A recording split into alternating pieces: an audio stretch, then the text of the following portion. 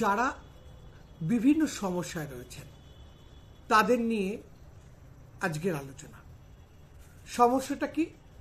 আর্থিক দিক থেকে অসুবিধা রয়েছেন, লোনের দিক থেকে সমস্যা থাকতে পারেন, পারিবারিক দিক থেকে সমস্যা থাকতে পারেন, নানা সমস্যা চারিদিক থেকে ঘিরে ধরেছে। সত্য দ্বারা পরিবৃত, কিছুতেই ন্যায় পাচ্ছেন না। এই যে বিভিন্ন সাইটে আপনারা দেখা গেল বিভিন্ন অ্যাস্ট্রোলজারের কাছে গেছেন, কিন্তু দেখতে পাচ্ছেন যে কিছুতে কোনো প্রতিকার পাচ্ছেন না। মানে প্রতিকার দিচ্ছেন কিন্তু সেই প্রতিকার কোনো কাজে লাগছে না। দেখুন, এর মধ্যে অনেক সময় আমরা তো বিভিন্ন রকম যোগগুলোকে দেখি, বিভিন্ন গ্রহের যোগগুলোকে দেখি। মানুষ মাত্রই ভুল হয় এবং টু দ্য পয়েন্টে যাওয়া অনেক সময় সম্ভব হয় না, অনেক সময় এড়িয়ে যায়। আসলে সবটাই ভাগ্য। ভালো ডাক্তার, তার কাছে গেলেন, অসুখটা ধরা পড়ল না, এটা তো হয়ই অনেক সময়। এইরকম অ্যাস্ট্রোলজির ক্ষেত্রে এগুলো হয়, যেখানে কিছুতেই বুঝতে পারছেন না যে কেন আপনার জীবনটা দুর্বিষয়ে উঠেছে। সেখানে বিভিন্ন সমস্যা থেকে শুধু সেগুলো থেকে দূরে থাকা নয়, আরো ডেভেলপমেন্ট করার জন্য। এমনকি ধরুন বিভিন্ন বাজে বাজে যোগ আছে আপনার, আপনি ভাবছেন অ্যাস্ট্রোলজার বলেছে এবং অ্যাস্ট্রোলজার তার সেই অনুযায়ী নানা রকম যাগ যজ্ঞ ক্রিয়া স্টোন হাবিজাবি অনেক কিছু আপনাকে করতে বলেছেন, টোটকা অনেক কিছু করতে বলেছেন। কি যোগ হতে পারে? গ্রহণ যোগ হতে পারে, বিষ যোগ হতে পারে, কেমদ্রুম যোগ হতে পারে, গুরুচণ্ডাল যোগ হতে পারে, কালসর্প হতে পারে, মাঙ্গলিক দোষ হতে পারে। আমি একটা কথা বলছি শুধু আপনাদের,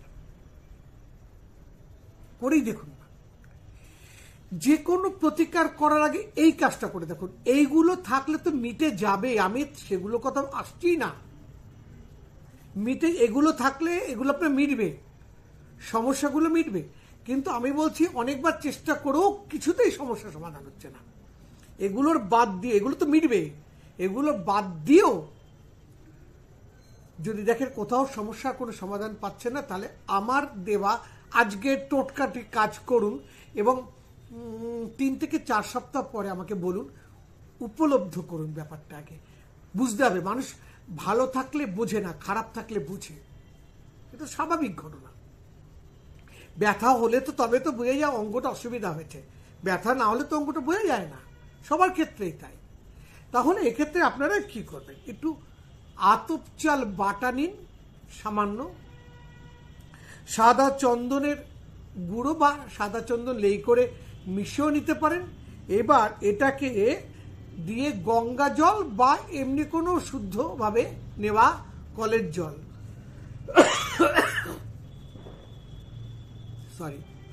নিয়ে বুধবারে গণেশকে অভিষেক করুন।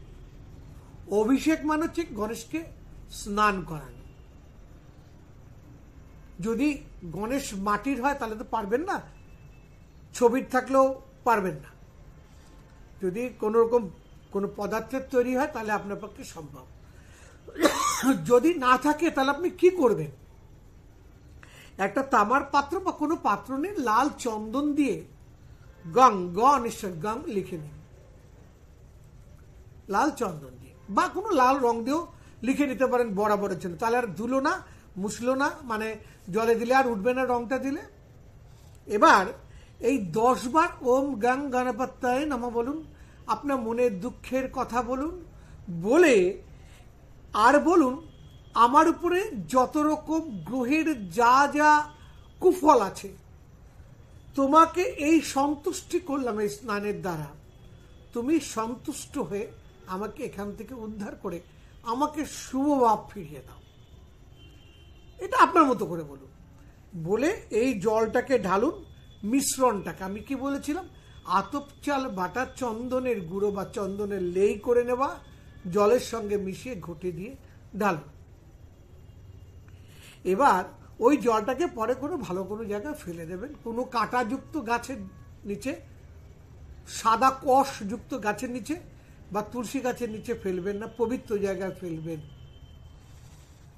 এবার যদি আপনার মানে গণেশ থাকে কোনো মানে ম্যাটেরিয়ালসের তৈরি, তাহলে তাকে যদি স্নান করেন তাহলে তাকে স্নান করার পরে যেভাবে আমরা গা হাত পা মুছে দিই, সেরকম একটা সুন্দর কিছু দিয়ে গা হাত পা মুছে দেবেন। তারপর তাকে একটু চন্দনের টিপ পরাবেন, তাকে একটু ফুল দেবেন, হ্যাঁ, এইভাবে তাকে সুগন্ধি একটু আরতিও করতে পারেন। এইভাবে করুন, দেখুন খুব ভালো থাকবেন। আর এইরকম মহা সমস্যা থাকলে অবশ্যই আমাদের চেম্বারে তো আসতেই পারেন। বারাসাতে আমাদের চেম্বার আছে, নিজের বাড়ি দমদম, বালিগঞ্জ, বর্ধমান। ভালো থাকা চাই, সবাই মিলে আমরা ভালো থাকবো, এটাই আমাদের কিন্তু একটাই স্লোগান, সবাই মিলে ভালো থাকবো, তাহলে ভালো থাকা যায়। একা একা ভালো থাকা যায়।